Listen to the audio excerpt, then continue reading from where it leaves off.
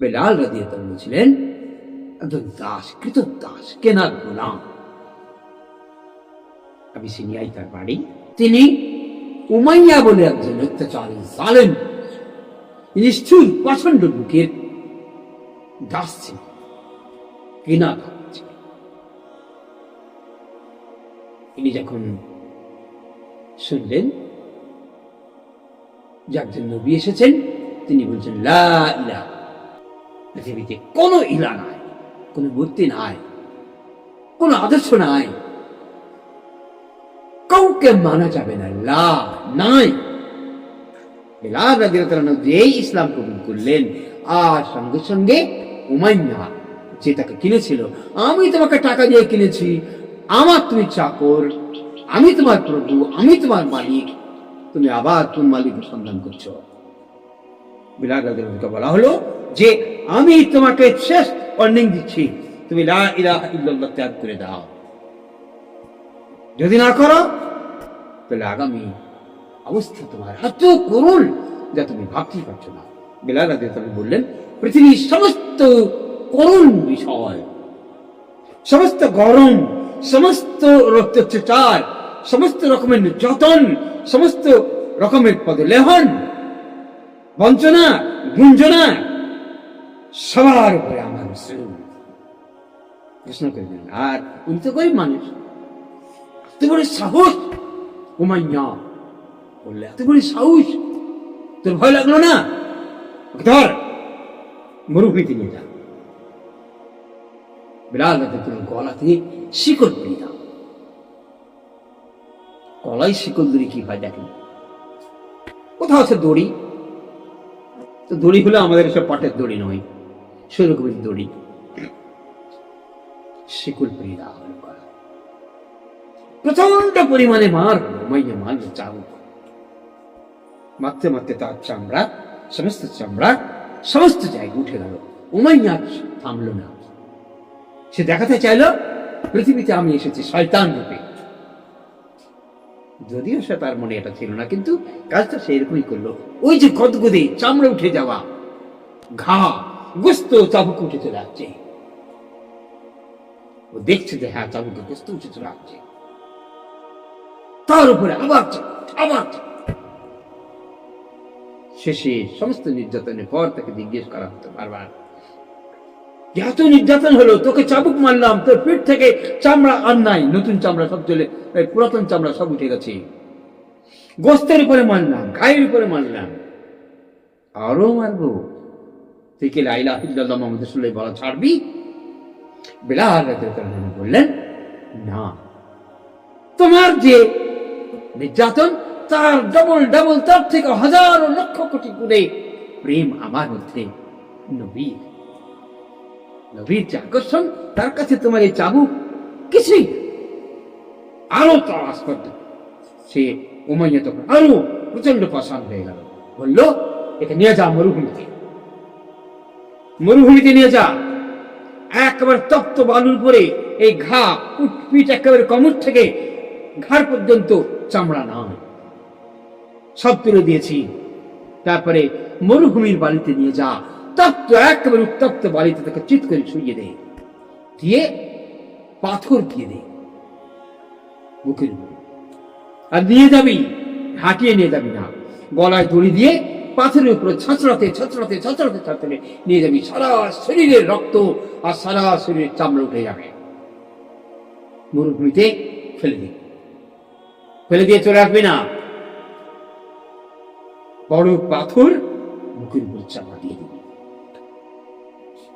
বেলাল রাদিয়াল্লাহু আনহুর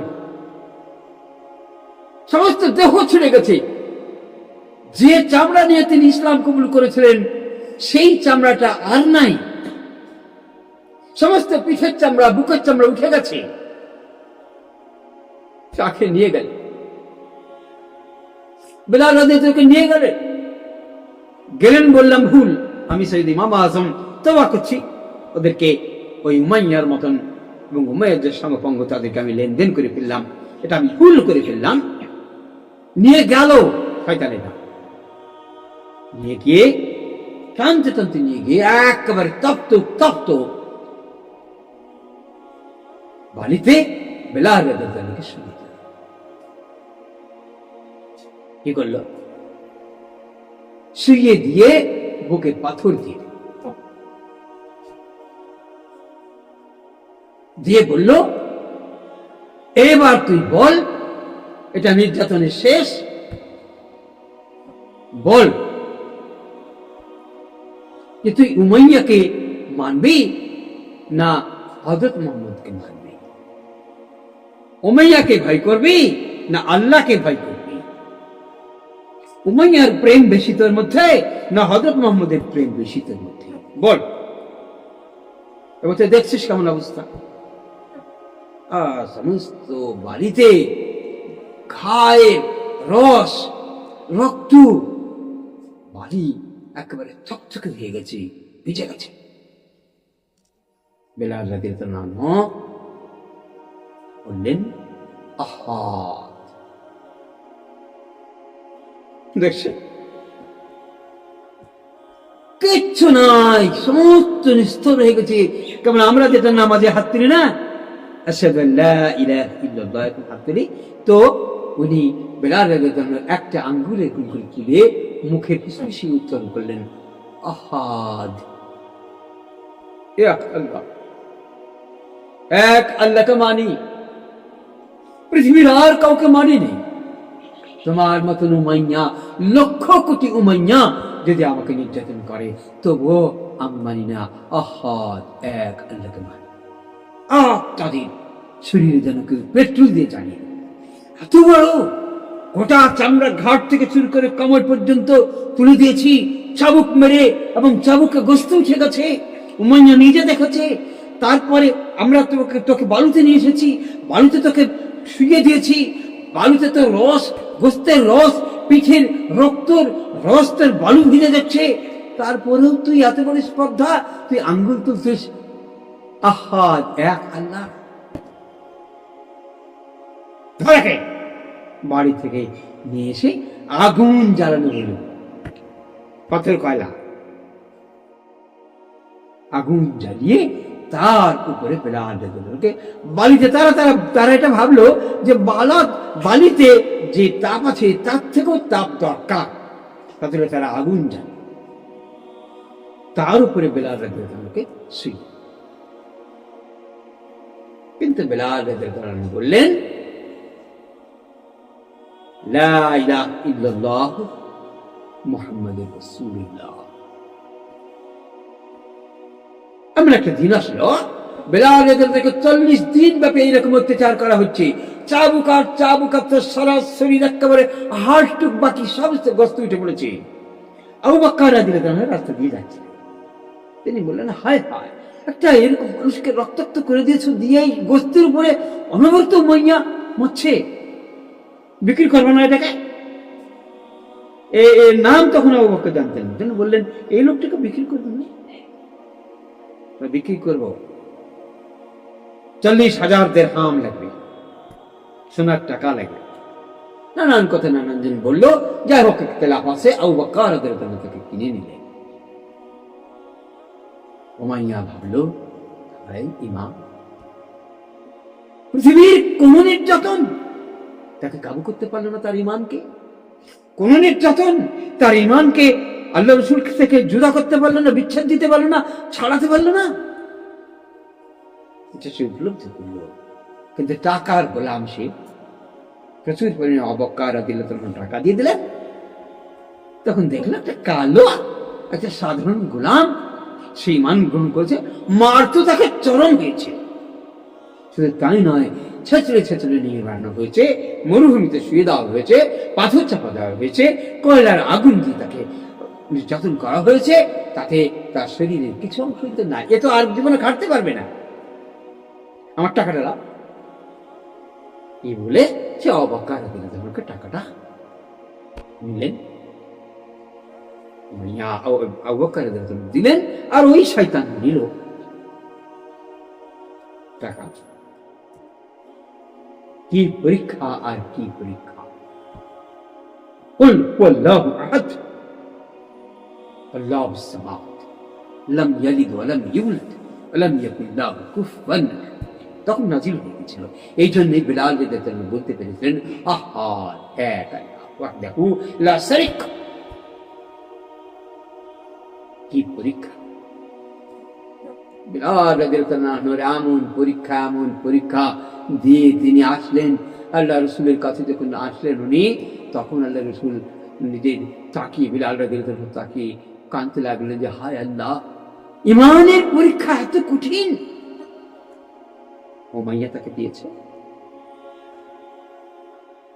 এই বেলাল রাদিয়াল্লাহু আনহু নবীজি দাস হয়ে গেলেন, গোলাম হয়ে। কি নির্যাতন! আজ আমরা কি করি? আমরা 2 লাখ 3 লাখ টাকার বিনিময়ে কাদিয়ানি হয়ে যায় মুসলমান, তারপরেও কাদিয়ানি হয়ে যায়। 2 লাখ দিবে, 3 লাখ টাকা দিবে, একটা জমি দিবে, কাদিয়ানি করবেন। এই লোকটা দেখে আউযবিল্লাহ পড়ান, বিভিন্ন ধরনের লোন করে ইমানকে খাতরা করে দিয়েছি, শেষ করে দিচ্ছি আমরা। কিন্তু বেলাল রাদিয়াল্লাহু আনহু পরীক্ষা দিলেন বলেই যখন উনি সুস্থ হলেন, তখন আল্লাহ নবী বললেন, বেলাল আজান দাও এবার। তো সুস্থ যখন তিনি হলেন, কিছু বছর চলে যাওয়ার পরে বেলাল রাদিয়াল্লাহু আনহু আল্লাহ নবী ইরশাদ করলেন যে, আমার বেলালের উপর দিয়ে এত নির্মম অত্যাচার আর কেউ সহ্য করেনি। বেলাল, তুমি এবার যে প্রেমে তুমি এত নির্যাতন সহ্য করলে, সেই আল্লাহকে উচ্চ স্বরে একবার ডাকো, বলো আল্লাহু আকবার, আল্লাহু আকবার, এটা তোমারই হক। তাই বেলাল রাদিয়াল্লাহু আনহুকে প্রথম মুয়াজ্জিন করে দিলেন। কিন্তু জিভটা ফুটে করে দিয়েছিল উমাইয়া। এই জিভটার ভিতরে শিখ দিয়ে, শক্ত শিখ, সেই শিখ, পুরানো শিখ দিয়ে যেমন আমরা পটল ফুটো করি, ওরকম করে বেলাল রাদিয়াল্লাহু আনহুর জিভকে ফুটো করে দিয়েছে। এই জন্য আশহাদু আল্লা ইলাহা ইল্লাল্লাহ, আল্লাহু আকবার, আশহাদু আন্না মুহাম্মাদুর রাসূলুল্লাহ, এগুলো তিনি তুতলে তিনি বলতেন, ভালো উচ্চারণ হতেন। কিন্তু আল্লাহ তো চান অন্তর, আল্লাহ তো চান প্রেম, আল্লাহ তো চান আশিকে রাসূল। তার জন্য বেলালকেই আল্লাহ নবী সিলেক্ট করলেন যে এই আযান দেওয়ার যোগ্যতা একমাত্র তোমারই, কাবা শরীফে তুমি চান আযান দাও। বেলাল রাদিয়াল্লাহু আনহু আল্লাহ তুতলে বা জিভটা ফুটে হয়ে যায়, যেরকম কথা হয়, তিনি আল্লাহু আকবার, আল্লাহু আকবার করলেন। আশহাদু আল্লা ইলাহা ইল্লাল্লাহ, আশহাদু আন্না মুহাম্মাদুর রাসূলুল্লাহ। তারই কেবল হক আছে আমাদের জন্য মানুষকে ডাকা। আল্লাহ রাসূল বুঝেছিলেন, আল্লাহ বুঝেছিলেন, এই জন্য তিনি প্রথম মানুষকে বললেন, হাইয়া আলাস সালাহ, আসো নামাজের জন্য এসো। আমি যে পরীক্ষা দিয়েছি, এই পরীক্ষায় আমি উত্তীর্ণ হয়েছি, আমারই ডাকা সাজে, এটা যেন বেলাল রাদিয়াল্লাহু আনহু, এই উপলব্ধি বেলাল রাদিয়াল্লাহু আনহু ছিল না, এটা নবীজি তাকে দিলেন। তুমি কেবল পারো মানুষকে ডাকতে, আশহাদু আল্লা ইলাহা ইল্লাল্লাহ, আশহাদু আন্না মুহাম্মাদুর রাসূলুল্লাহ, এসব কথা তোমারই মুখে সাজিয়ে উচ্চস্বরে বলো আর ডাকো, হাইয়া আলাস সালাহ, হাইয়া আলাল ফালাহ, কল্যাণের জন্য। কিন্তু আল্লাহ রাসূলকে লজ্জা করে প্রথম যেমন লোকে অভিযোগ করেননি সাহাবা।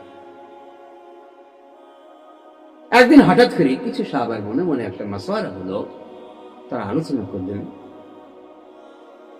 আল্লাহর নাম ঘোষণা করে আজান দিচ্ছি, আমরা নামাজ পড়ছি বটে, কিন্তু উচ্চারণটা তো ঠিক হচ্ছে না। যেমন আমরাও বলে থাকি অনেকে, আর আজান শুদ্ধ নই। তো সাহাবাদের মধ্যে থেকে কিছু কিছু সাহাবার মনে একটা আপত্তি জানতে থাকলো, বেলাল রাদিয়াল্লাহু আনহু আজানের উপরে অবজেকশন দিতে থাকলো কেউ কেউ, যে এ তো মনের মতন আজান হলো না, নামাজ পড়তে তার ডাকে আসছি বটে, কিন্তু মনের মতো হলো না, উচ্চারণিত অশুদ্ধ আজান। এরকম একটা মানসিকতা থাকে। নবীজি বুঝতে পারলেন যে মানুষের মধ্যে একটা কানাঘুষা হচ্ছে, অবজেকশন নিয়ে আলোচনা হচ্ছে, যে বেলাল রাদিয়াল্লাহু আনহু আজান অশুদ্ধ হচ্ছে, শুদ্ধ উচ্চারণ করতে পারছে না।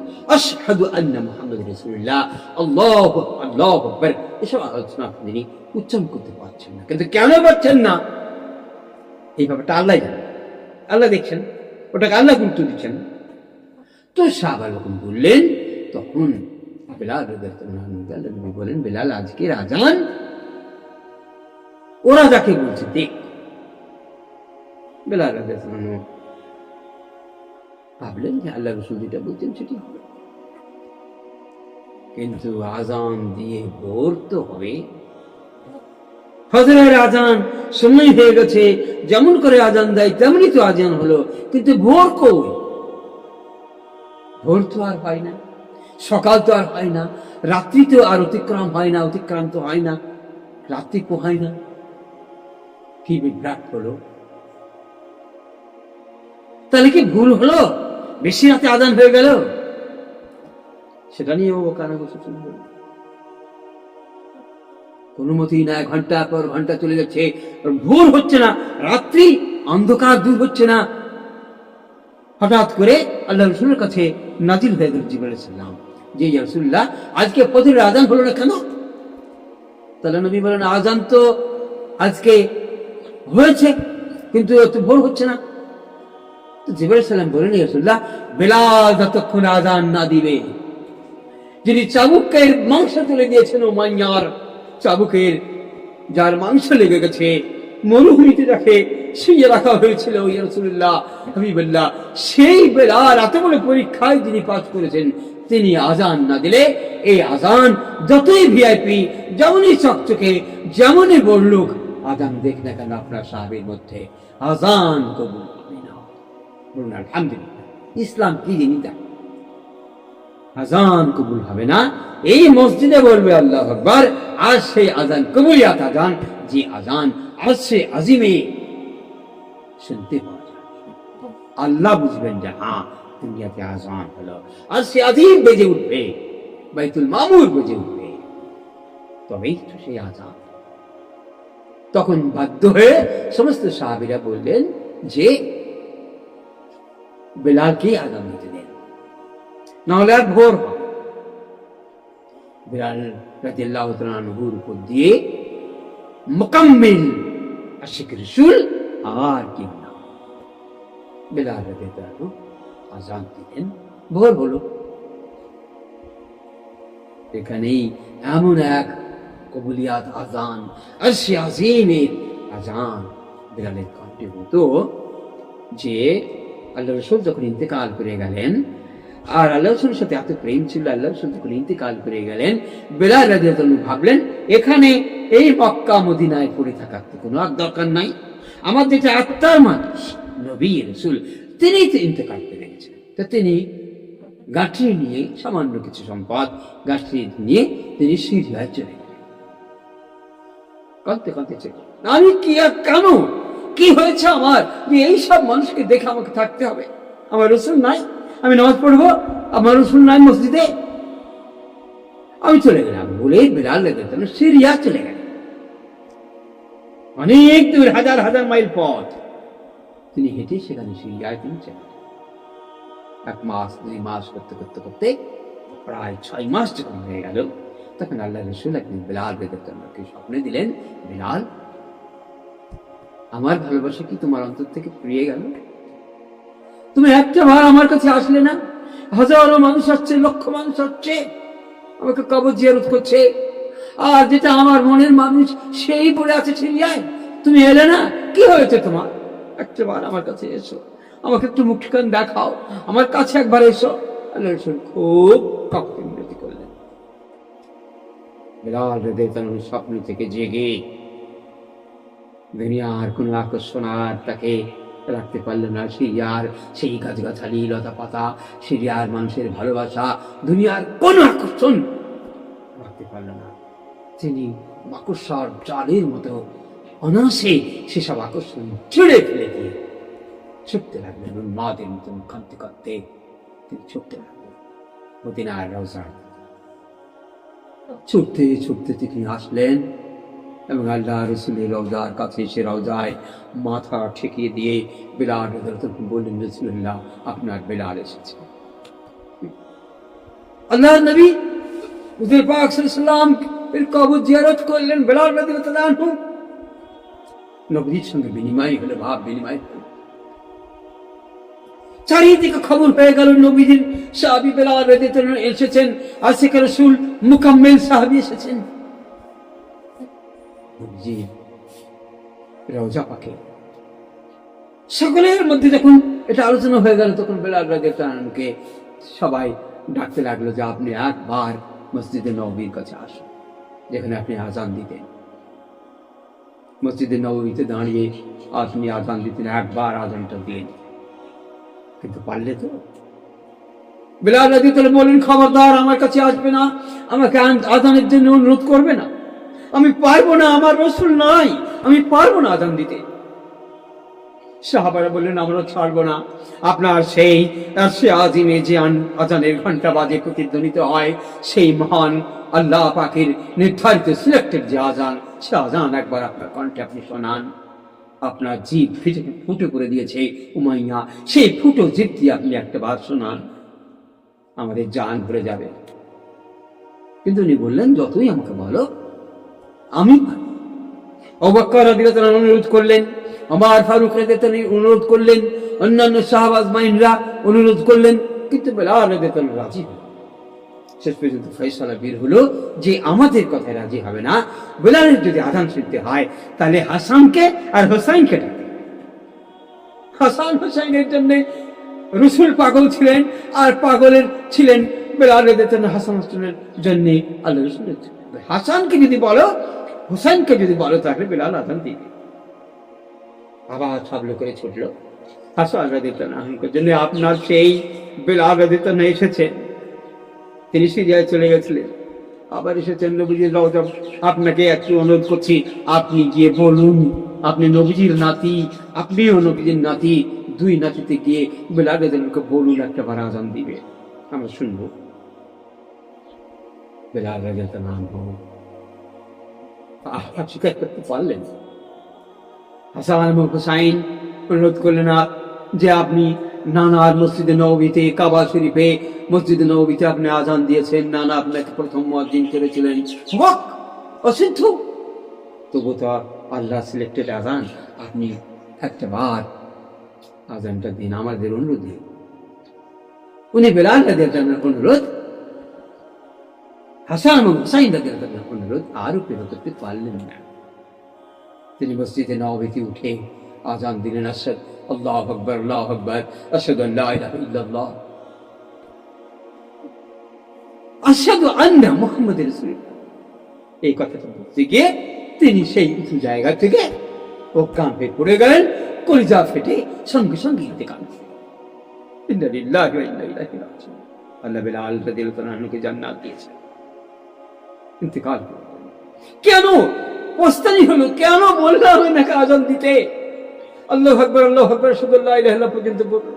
বেলাল রাদিয়াল্লাহু আনহু বলেছিলেন, আমাকে আজান দিতে দিবেন না, আমি আজান দিলে সামনে সামনে আল্লাহ রাসূল থাকতেন, আল্লাহ রাসূল আজকে আর নাই, আমি সেই আজান আমি আর দিব না।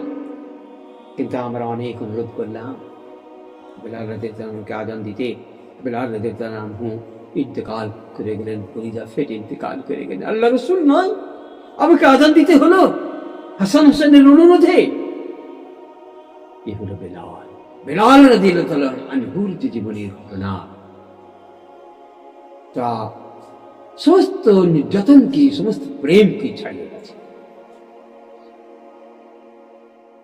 এই জন্য বেলাল রাদিয়াল্লাহু আনহু চান্স পেয়েছেন এইটার, যে আল্লাহ রাসূল যখন সম্মানের সঙ্গে জান্নাতে যাবে, নবীজি যখন জান্নাতে যাবেন, তখন সম্মানের সঙ্গে উটের উপরে জান্নাতে যাবে,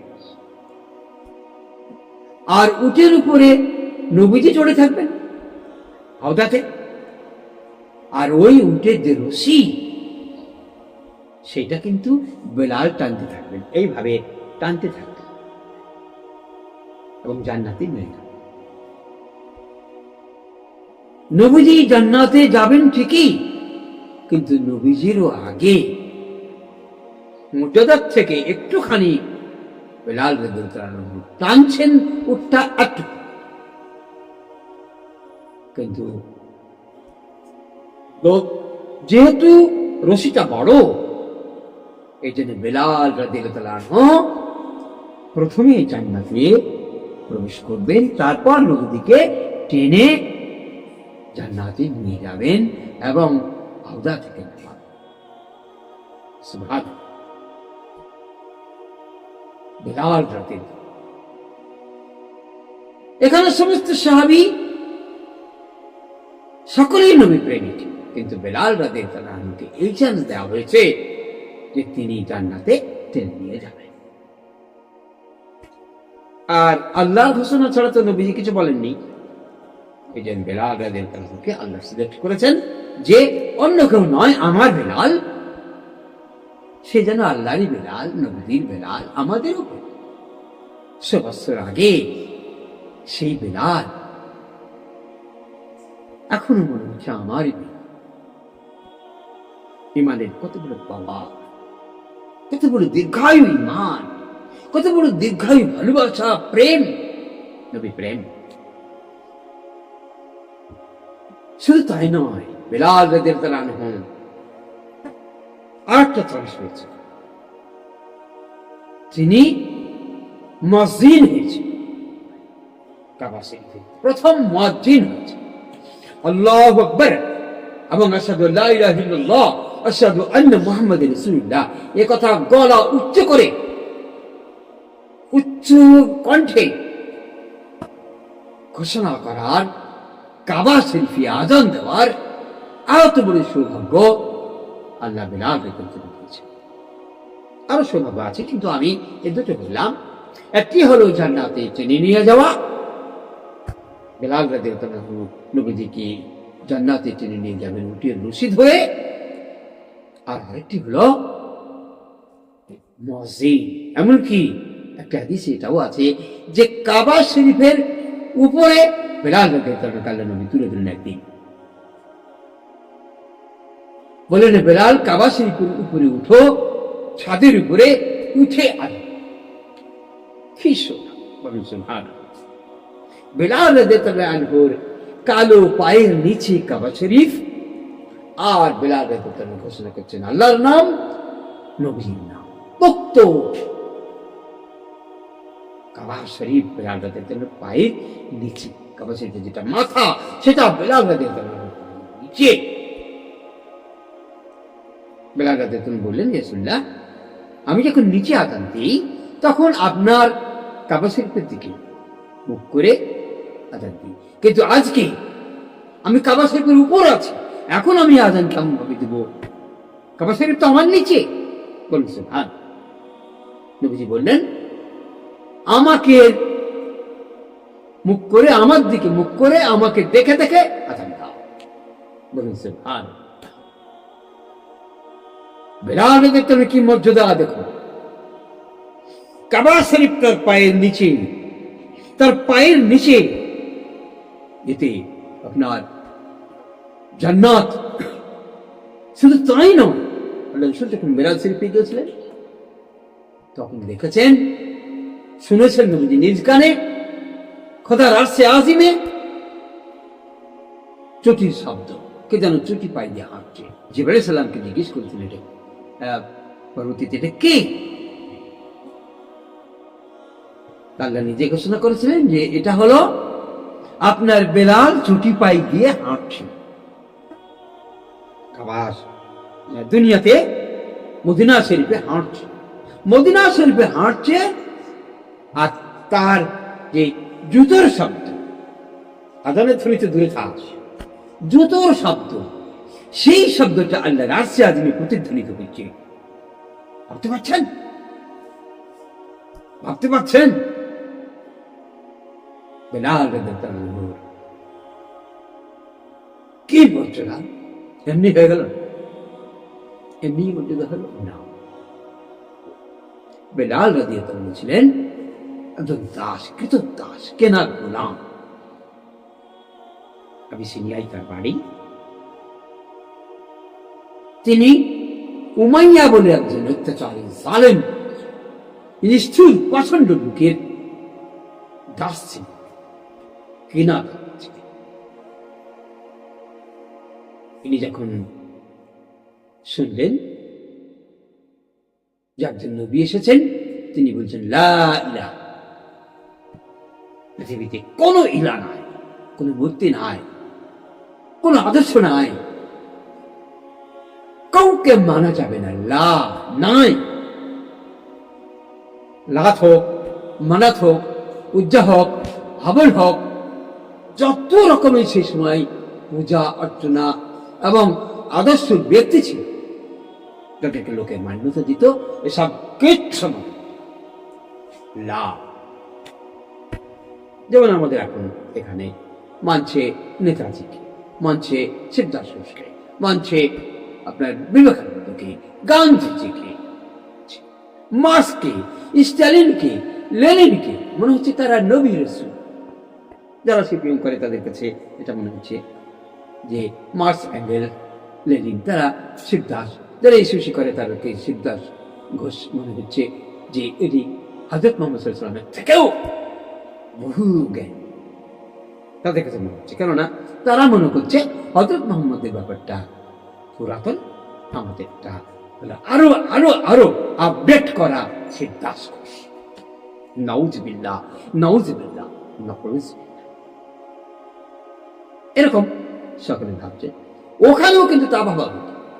2,24,000 পেগম্বর আসার পরেও তাদের আদর্শ সব ত্যাগ করে দিয়ে তারা হবল, লাত, মানাত, উজ্জা এরকম মানত।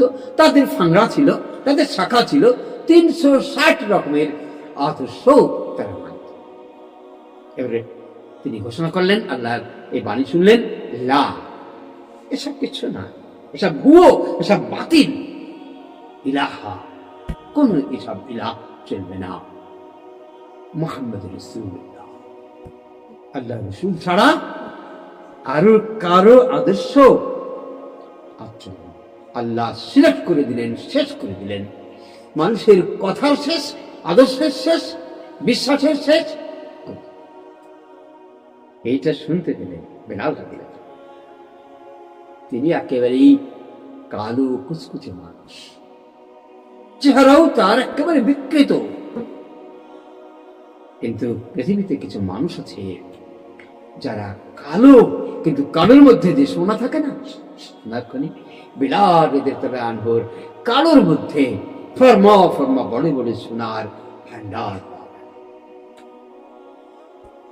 তিনি অত্যাচারী, জালেম, তার চাবুক, তার ছড়ি, তার মেজাজ, তার রক্ত রাঙানো চোখ সবকে উপেক্ষা করে দিলেন। কোনো ভয় নাই, কোনো উপাস্য নাই, কোনো ইলাহ নাই। বেলাল রাদিয়াল্লাহু আনহু তিনি ইসলাম কবুল করে ফেললেন। আমি সংক্ষেপে বলছি, বিরাট ঘটনা তো। ইসলাম কবুল করে ফেললেন। আর সঙ্গে সঙ্গে এখনকার মতো নয় যে বিজেপি থেকে কংগ্রেসে আসলো, পতাকা দিয়ে দিল হাতে, আর ঘাড়ে একটা রুমাল দিয়ে দিল, না। বেলাল রাদিয়াল্লাহু আনহু যেই ইসলাম কবুল করলেন, আর সঙ্গে সঙ্গে উমাইয়া যে তাকে কিনেছিল, আমি তোমাকে টাকা দিয়ে কিনেছি, আমার তুমি চাকর, আমি তোমার প্রভু, আমি তোমার মালিক, তুমি আবার তুমি মালিকের সন্ধান করছো। বেলাল রাদিয়াল্লাহু আনহুর অন্তরে যেমন সোনার ঝকঝকে, সোনার পাকা, সোনার ফার্মা ভান্ডার, ঠিক তেমনি করে উমাইয়ার ভিতরে অন্ধকারে আরো অন্ধকার, অন্ধকার, অন্ধকার, বাতিলি পরিপূর্ণ, জুলুম, অত্যাচার, অবিশ্বাস, নির্যাতন, মিথ্যে, রাহাজানি, এছাড়া আর কিছুই তার মধ্যে ছিল না। তার অন্তরে ছিল শয়তানি অশ্বাসার ভান্ডার। সে বেলাল রাদিয়াল্লাহু আনহুকে, সে তো ভিআইপি, সে লাড়বে না। তার সঙ্গপাঙ্গ দেখে বলল যে, বেলাল, অত বড় সাহস তার, আমার মতন একজন জালেম, অত্যাচারী, নিষ্ঠুর, প্রচন্ড শয়তানের আমি কাছাকাছি এরকম একজন ব্যক্তি,